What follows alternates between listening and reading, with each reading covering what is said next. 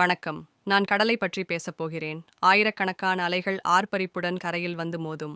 கடற்கரையில் குளிர்ச்சியான கடல்வானில் விண்மீன்கள் குளிக்கின்ற மாலையப் பொழுது காற்று விசிக்கொண்டு அங்கு அமர்ந்திருந்தேன். நீர்மேல் தோன்றும் குமிழைப் போல கடலின் கப்பல் புறப்பட்டு காத்திருந்தது. வானத்தில் மேகக்கூட்டங்கள் வரிசையாகச் செல்லும் காட்சியைப் போல படகுகள் கடலில் மிதக்கும். அப்படகுகளில் மீன்பிடிக்கும் வரதவர்கள் துன்ப நிழல்களைப் போல நின்றிருந்தார்கள். அவர்கள் பெருந்துன்பமே அகன்ற பெருங்கடலாகும். அவர்கள் வாழ்க்கையை அலைகின்ற அலையாகும். வயிற்றுப் பிழைப்பிற்காக மரணத்தையும் ஏற்பர். ஊக்கத்தோடு மீன் தேடிச் செல்லும் ஏழைகளின் கண்ணீர் கடலில் உப்பாக கரைந்திருக்கின்றது. கலைகள் இருளாகத் தோன்றுகின்றது. இருள் நிரம்பும் துன்பமே எளிமையானவர்களின் வாழ்வாகும். மீன் பிடிக்கும் தொழில் செய்கின்ற ஏழைகளின் குரலாய், அவரின் கண்ணீராய், அவர்கள் இதயத்தில் உள்ள குமுறலாய் கடல் கதறுகிறது.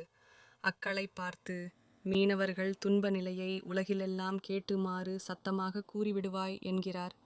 தமிழ் ஒளி அலை மிகுந்த கடலைக் கண்டு விலைமதிப்பு பொருட்களை தேடிச் செல்லும் பணக்காரர்களின் கப்பலில் சேர்ந்து கிடக்கும் பொன் பொருள் யாருடைய சொத்து, யாருடைய செல்வம்?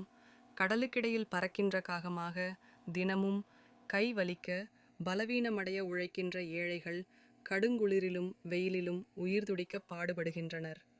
அவர்களது உழைப்பால் கிடைக்கின்ற செல்வம் கப்பலில் ஏற்றப்பட்டு கடலெல்லாம் தாண்டிச் செல்வத்தைக் கண்டு பழுது புலம்புகிறான். ஏங்கி நின்றான். தொழிலாளியின் நிலை இதுதான். ஏழையான மீனவன் விடுகின்ற கண்ணீர் ஆறாகப் பெருகி உன்னிடம் வந்து உதவியை கேட்கும். செல்வந்தரின் கப்பல் சென்றிடும்போது புயல் போல் பாய்ந்து அங்கு கிடைத்ததை கவர்ந்து பொருள் எதுவும் இல்லாமல் செய்து குறித்த காலத்தில் சீரெழுந்து நிற்கும். அப்போது நீ உதவி செய்வாயாக என்றார் தமிழ் ஒளி. நன்றி.